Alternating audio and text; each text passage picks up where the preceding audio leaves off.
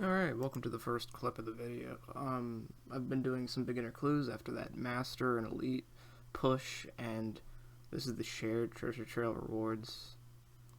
Beginners, we're missing 2 items right now, so we could always go back to Scorpia for Pet Chance and the Odium and hopefully finish those off. Easy, medium, hard, elite, and master. So I'm just gonna complete the other lower tier clues I have, the easies and the mediums. Hopefully I can get wizard boots. It's another best in slot for me, but what I'm mainly looking for is the master scroll boxes you potentially get from them, because other than that it's just progression to the next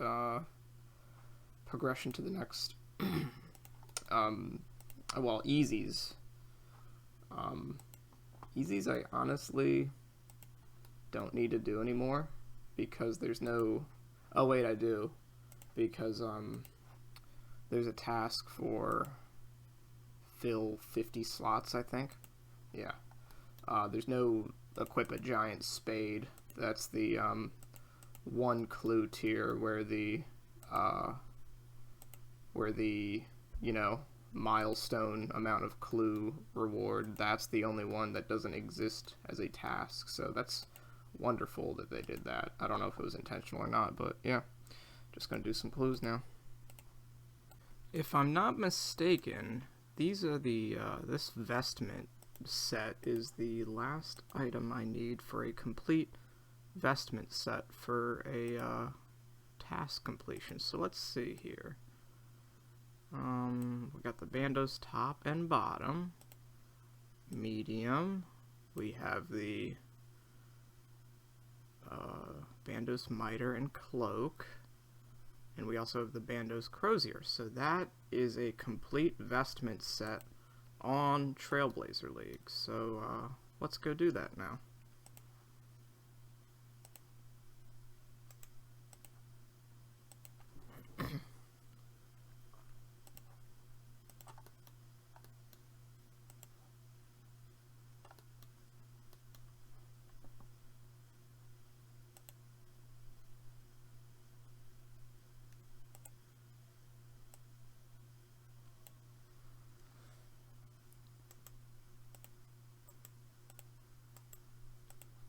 Maybe we have the...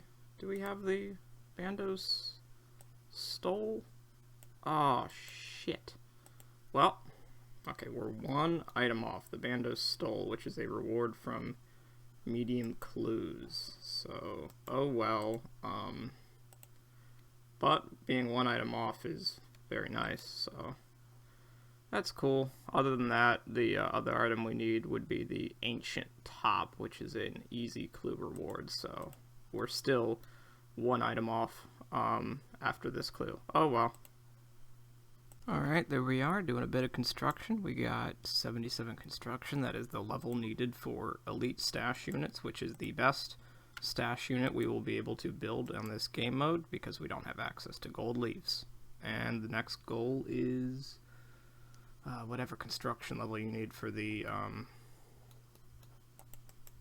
mahogany treasure chest in here.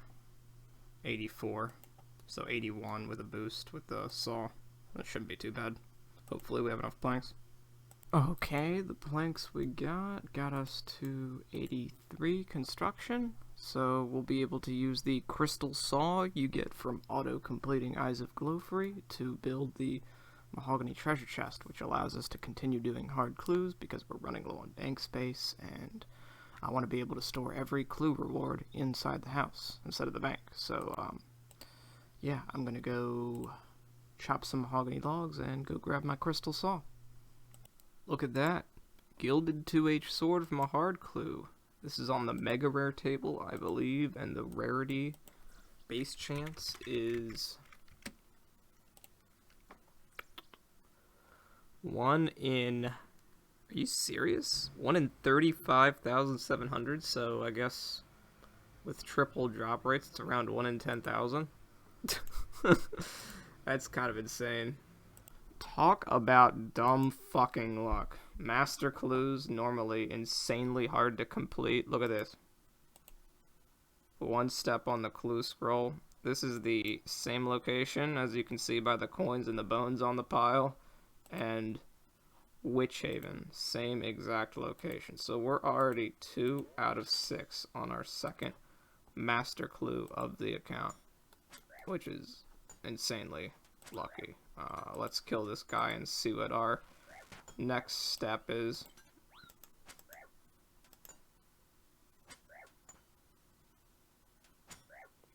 Last one I was hitting on really well. I mean, I know I've got the Malediction shard on, which reduces our melee accuracy, but whatever. Pure Essence. Might as well pick that up.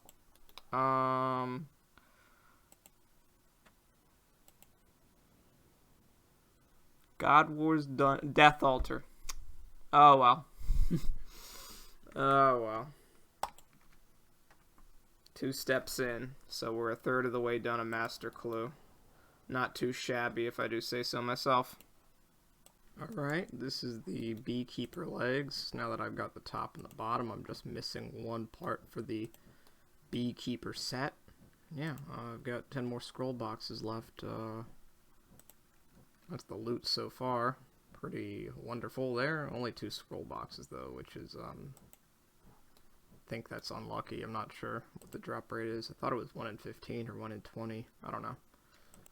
Come on, Pure Essence. Come on, Pure Essence. Come on, Pure Essence. Coal.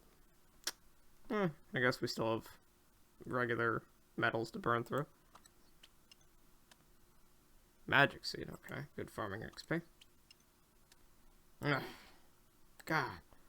What's a man gotta do for some Pure Essence? You feel me? Alright, let's see if we can get anything from this last clue. Here's the log over here. Still no Bando's plate body, which we will eventually require to make master steps a little bit more feasible, as they currently are. But let's see what we get. Hopefully it's a Bando's plate body, but, you know, no guarantees there.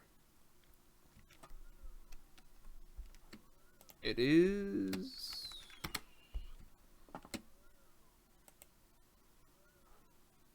Pandos D'hide body. It's the wrong one. Oh well.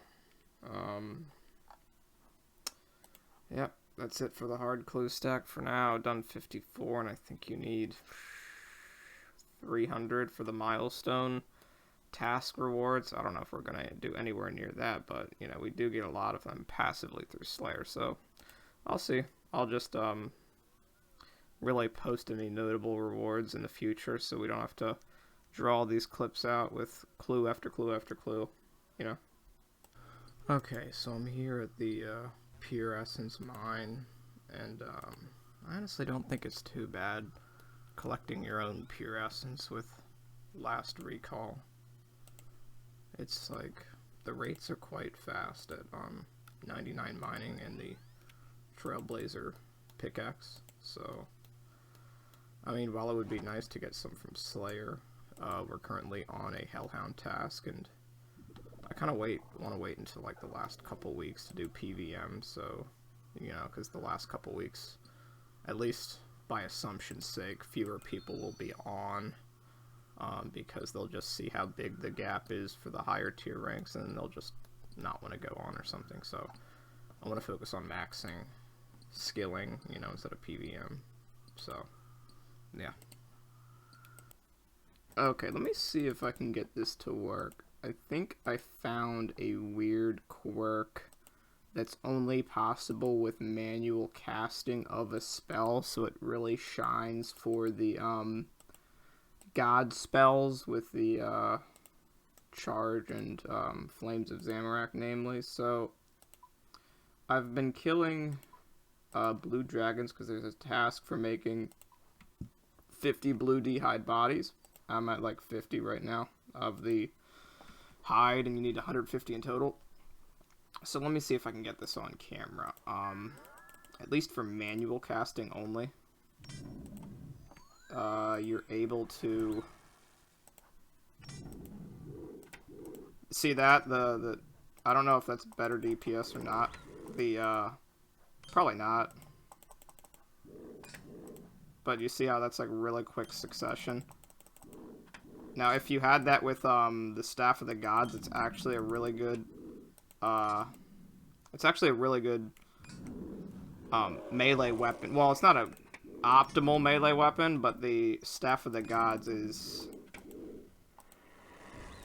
I forget what the bonuses are, but it's kind of like a D-Scimitar. So,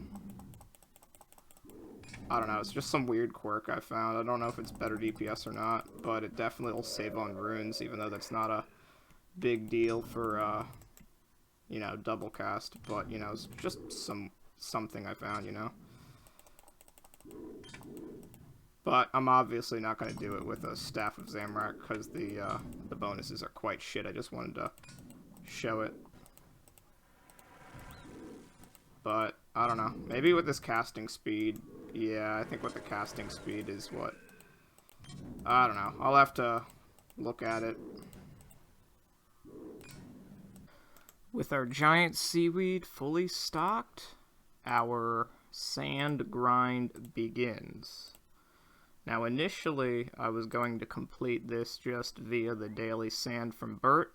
However, you only get 84 sand from Burt per day, and with our current goal of 95 for the Tormented Bracelet, the amount of days it would take to obtain that sand from Burt would be 33.16 days, or 34 days if you round up, which, there not being that many days in the league, is honestly an infeasible goal. So, the strategy here is to teleport to Sears Village via the Hard Kandran Diary, deposit our inventory with bank fillers, teleport back, and sit here and chill while we watch YouTube videos. The current YouTube video I'm watching, it's actually a pretty interesting one.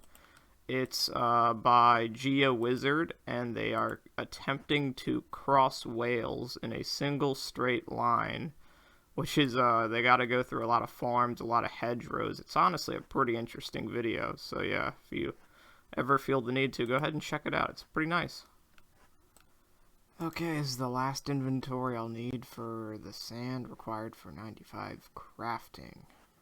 Now I gotta burn the giant seaweed I've obtained into soda ash, which will take a much shorter amount of time with Production Master. However, making the molten glass with the materials does not function with Production Master, so it will take quite a long amount of time. Probably the same amount of time it takes to get the sand, maybe longer, because, you know, I don't know. We'll see. Sadly, only 95 tiers this time. I kind of got hung up on one of the walls. Oh well. 72 rune crafting. Time to wait for an entire week just to do the diary. Kind of disappointed in that, but it is what it is. 6 levels off the Varrock Elite Diary. Oh well. Alright, so I'm ready for next week for Tears of Gothics. I did some research and I actually found out what my real issue was. The majority of time wasted in Tears of Gothics is the action of going to the next stream because the animation you have to undergo. Apparently, I never knew this, but these timers, they have a unique function in RuneLight. They're not just for when to move. Because these timers are very close together, that's a good hint that they are on the blue, blue, blue, green, green, green stream interchange. So what you do is you go to the first one, or basically the one that's going to go first, and you stay there in hopes that when it changes, the one of the streams that changes, that goes away from blue, will just have, it'll just change from blue, and then a blue will go there. So, for example, this one's the first stream, so you would stay there, and you would wait. Oh, no streams, so you would go to this one the first stream, and then you would hope for it to change. Nope. Unlucky. I think it's like a 1/3 chance for it to do that, but that's basically the strategy. You would stay there. Boop. Oh, look. It's going to be blue there again. So that way you don't have to move. You don't have to undergo the animation. And so when that one would go away, you would wait for the next first one, which would be that one. You would go to that one afterwards. And it would change. Boop, boop, boop. Oh, look. Blue. Like that. So yeah. I'm going to mark this world 411. And hopefully it is on the same rotation when I come back next week. But if it's not, you know, I can always change and I can always observe before I go. But yeah, that's how you're supposed to do it. So I never knew that before. I typically do Tears of Guthix on RS3, where I don't know what we believe is the optimal way. I think people say go to a low population world because it changes tiers less often, but I don't know how true that is on RS3. So yep. Thankfully I've got like 64 days left, so no rush, but still annoying. Okay, I'm going to try this again in the wee hours of the morning when competition is less fierce. Yeah, I'm going to try out this teleport out method. It's for not only people like me that are bad at PVM, but it's also good for people that want to save prayer potions. So you Flames of Zamorak it once, and that'll reduce its magic defense. And we have a pretty good magic attack bonus right now. So we're just going to protect mage and tank all the ranged hits. I think that's the strat. I think people protect mage because it uses mage guaranteed at the start.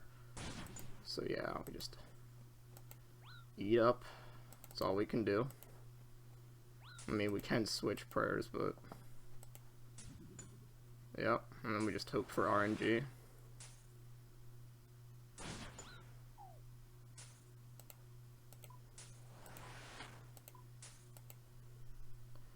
And then apparently this boss does not regenerate health when it when you teleport. Okay, so now we teleport out.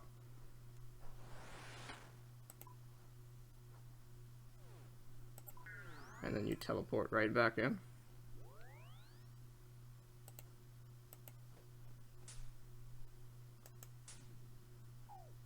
And yeah, these guys should just despawn. Yep, just like that. Cerberus is at Cerberus has not regenerated health at all.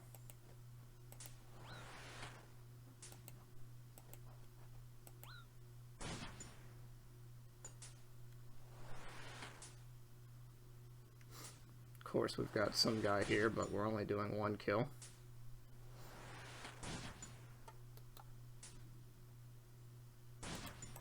Okay, that's the fire attack.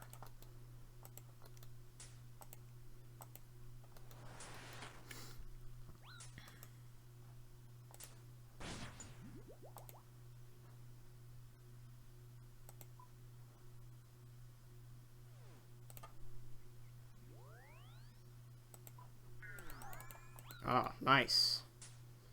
Love that.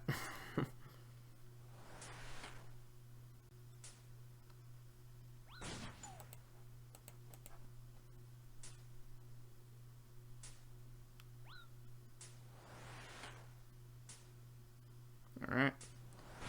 That is the first Cerberus kill I've done. Oh, Elite Clue Scroll. Nice. Okay, I might go back to Cerberus after I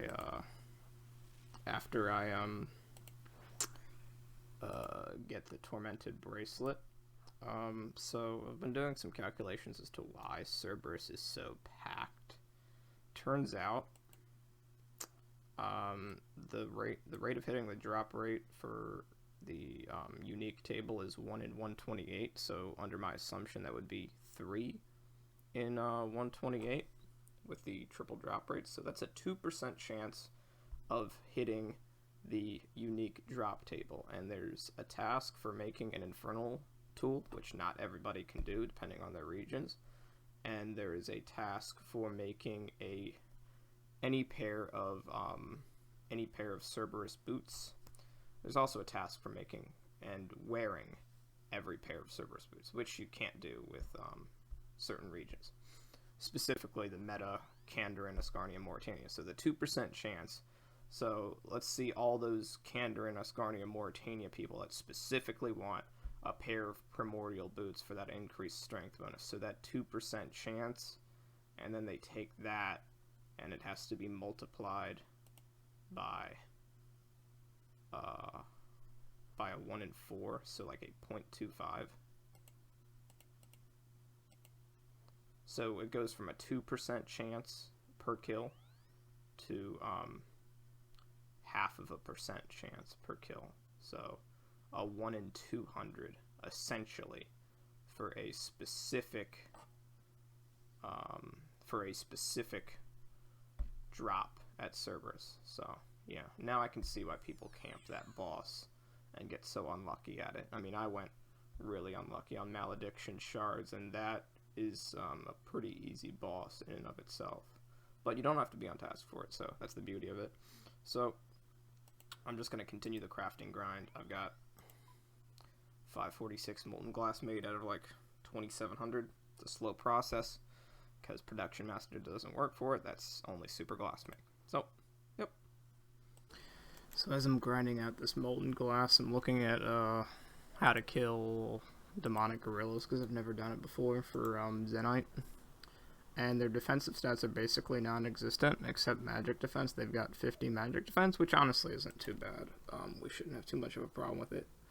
The only problem we're going to have is, you know, manual casting Flames of Zamorak and also having to prayer switch and move away from the special. But, like anything, I guess I should get used to it. I might go get a whip before I do that. That way I can, have my melee DPS be sufficient for killing those. Yeah, that's all. So my crafting grind is almost at an end. I was just taking a break. I've got the sand and soda ash. I needed to close the gap. I miscalculated a bit, but I was killing wyverns for further seaweed spores for giant seaweed. And on the first Taloned Wyvern kill, I got a redwood tree seed. That's a 1 in 7.6 thousand chance of happening. And then on the next drop, I got a magic seed. Not as rare, but considerably rare for something that drops something as desirable as the Wyvern Visage, which is 3 times as common. Not 3 times as common as the, you know, not 3 times as common as the seeds are supposed to be, but I mean the seeds are just rare, and you know, compared to the more desirable Visage for the task, it's just kind of annoying. But whatever. I don't expect to get a Wyvern Visage in 43 kills, but you know, that is what it is. Well, that's kind of disappointing. We've reached 522 kills, which is triple the drop rate. Well, basically the normal drop rate for Abyssal Whip is 1 in 512, but because everything's boosted on leagues by 3, we've gone triple the drop rate over an Abyssal Whip that we have yet to get. I kind of want that before I start doing gorillas for Zenytes. Alright, here we go. Pretty easy 99. 99 farming, pretty easy skill. All you have to do is obtain the seed, plant the seed, and wait. And now I guess I just need to continue going for the whip drop. It's just the start of a new morning and, you know, getting ready for the day. But yeah, easy skill. You can just set it and forget it. Yeah. Yeah, it took 761 kills for a single whip. But there it is. Time to go grind out some Tokel for an Onyx for the Zenyte Shard. Okay, we are here at the Mor-Ul Rek area. For those that don't know, most of the time people just end up selling a type of rune for Tokel, the currency of the Tazar. They end up selling a rune to the shop over and over and over for Tokel, but because we have explosive attacks and we don't have 99 melee stats, nor do we have 25 mil XP in each skill, it is efficient to, instead of going to the Monkey Madness 2 tunnels, it is efficient to explosive attack these, because if you attack the mages and the craftsmen in Moral Wreck, they will all, the other stronger Tazar will all aggro on you, so you just, whenever you run out of prayer, you teleport out to the monastery, teleport back in. When you run out of food, and you need both, you teleport out, back to Sears. If we had crafting cape, it'd be a bit faster. But Sears, or of course I could just build a pool in the house, but I'm kind of lazy right now. And yeah, the obsidian armor, which is a task, you can also buy it, but the obsidian armor I think is I forget what the base chance of it is for a specific piece, but we haven't gotten any of that yet, and our kill counts are not accurate because Runelight, I think, for at least Loot Tracker, I'm pretty sure Loot Tracker